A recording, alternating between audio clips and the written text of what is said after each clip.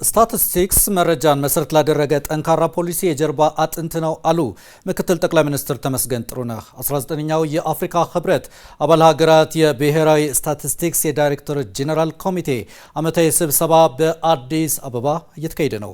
የኢፌዴሪ ምክትል ጠቅላይ ሚኒስትር ተመስገን ጥሩነህ ከዚህ ወቅት ተአማኒ ስታቲስቲክስና ልማት ተነጣጥለው የሚታዩ አለመሆናቸውን ጠቁመው ስታቲስቲክስ መረጃን መሰረት ላደረገ ጠንካራ ፖሊሲና ስትራቴጂ ጀርባ አጥንት ነው ብለዋል። በአፍሪካ ህብረት አዳራሽ ጉዳዩን እየተከታተለ የሚገኘው ባልደረባችን ወንድሙ አዱኛ ተጨማሪ መረጃዎችን ሊነግረን በቀጥታ መስመራችን ላይ ይገኛል። ወንድሙ እንደምን አለ? በህብረቱ አዳራሽ እየተከናወነ ባለው ጉባኤ የተነሱ ሀሳቦች በተለይም ደግሞ የኢፌዴሪ ምክትል ጠቅላይ ሚኒስትር ያነሷቸውን ዋና ዋና ሀሳቦች አድርሰን።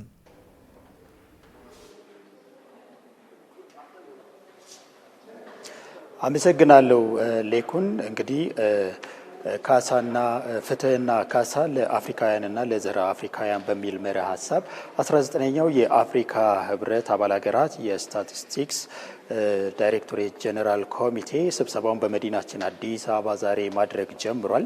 በዚህ ስብሰባ ላይ እንግዲህ የተለያዩ ጉዳዮች ይነሳሉ ተብሎ ይጠበቃል። በተለይ ደግሞ ከስታቲስቲክስ መረጃ ጋር በተገናኘ በአህጉሪቱ ምን እየተሰራ ነው፣ ከዚህ በፊት በነበሩ የስብሰባ መርሃ ግብራት የወጡ ስትራቴጂዎች ደግሞ ምን መልክ አላቸው የሚሉት ጉዳዮች ደግሞ የሚገመገሙበት መድረክ እንደሆነም ጭምር ነው የሰማነው። በዚህ መድረክ ላይ እንግዲህ ተገኝተው መልእክት ያስተላለፉት የኢትዮጵያው የኢፌዴሪ ምክትል ጠቅላይ ሚኒስትር ተመስገን ጥሩነህ የተለያዩ ሀሳቦችን አንስተዋል። እሳቸውም ኢትዮጵያ እንግዲህ የሀገር በቀል የኢኮኖሚ ማሻሻያውን ጨምሮ የተለያዩ የልማት ትግበራዎችን አሁን ላይ እየሰራች ነው የሚገኘው።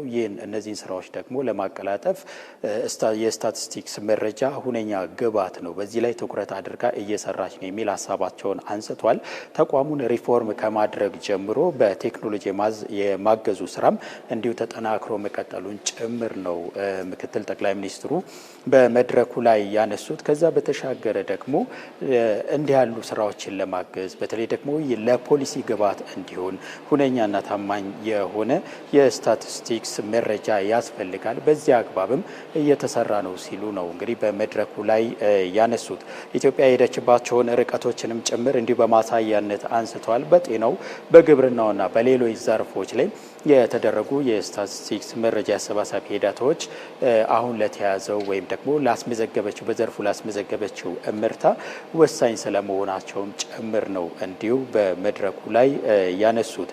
ሀገራት እንግዲህ በዚህ ዘርፍ ላይ ስኬታማና ጠንካራ የሆነ ስራ እንዲሰሩ የተለያዩ ተግባራትን ሊከውኑ እንደሚገባም ጭምር አስገንዝበዋል። በዋናነት የጠቀሱት የስታቲስቲክስ መረጃ አሰባሰብ ሂደቱን ወይንም ደግሞ የሚሰበስበውን አካል ተቋሙን ሪፎርም ማድረግ፣ ገለልተኛና ራሱን ችሎ እንዲቆም ማድረግ ትልቁ የቤት ስራ ሊሆን እንደሚገባም ጭምር አሳስበዋል። ከዛ ባለፈ የማይቋረጥ ወይም ደግሞ ዘላቂነት ያለው የፋይናንስ አማራጭ ማፈላለግና ዘርፉን መደገፍ ደግሞ ለነገ የሚባል እንዳልሆነም ጭምር ያነሱበት ነው። ከዛ ባለፈ አህጉሪቱም በዚህ ዘርፍ ትስስር መፍጠር ይኖርባታል። ከአንዱ አካባቢ ያሉ መረጃዎች ሌላው አካባቢ ላይም እንዲሁ ተግባራዊ ያደረጉና ልውውጦች እንዲኖሩ አህጉራዊ ትስስሩ ሊጠናከር እንደሚገባም ጭምር ነው ያነሱት።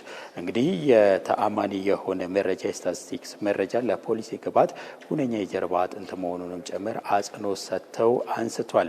እንግዲህ የገንዘብ ሚኒስትሩ አህመድ ሺዴም እንዲሁ መሰል የሆነ ሀሳባቸውን ሰንዝረዋል። ሀገር እየተገበረች ለሚገኘው የተለያዩ እንቅስቃሴዎች እንዲያሉ የስታቲስቲክስ መረጃዎች ወሳኝነት አላቸው፣ በዚያ አግባብ እየተጓዝን የሚል ሀሳባቸውን አንስቷል።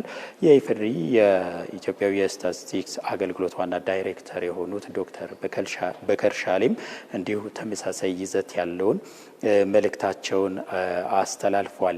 እንግዲህ በዚህ መድረክ ላይ የአህጉሪቱ ወይም ደግሞ የህብረቱ አባል ሀገራት ብቻ ሳይሆኑ የልማት አጋሮች እንዲሁ ታዳሚ ሆነዋል። በዚህ መድረክ ላይ የልማት አጋሮችም ዘርፉን በመደገፍ ሂደት ውስጥ የራሳቸውን በጎ ሚና መወጣት ይኖርባቸዋል ብለዋል። አሁን ባለንበት አውድ ደግሞ መረጃ ትልቁ የአንድ ሀገር የኢኮኖሚ አንቀሳቃሽ እንደመሆኑ መጠን በዚህ ላይ ትኩረት ተደርጎ እንዲሰራም አህጉሪቱ ከምታደርጋቸው ተግባራዊ እንቅስቃሴዎች በዘለለ አጋር አካላት ሀገራትም ድጋፋቸውን አጠናክረው ሊቀጥሉ እንደሚገባም ጭምር ተነስቷል።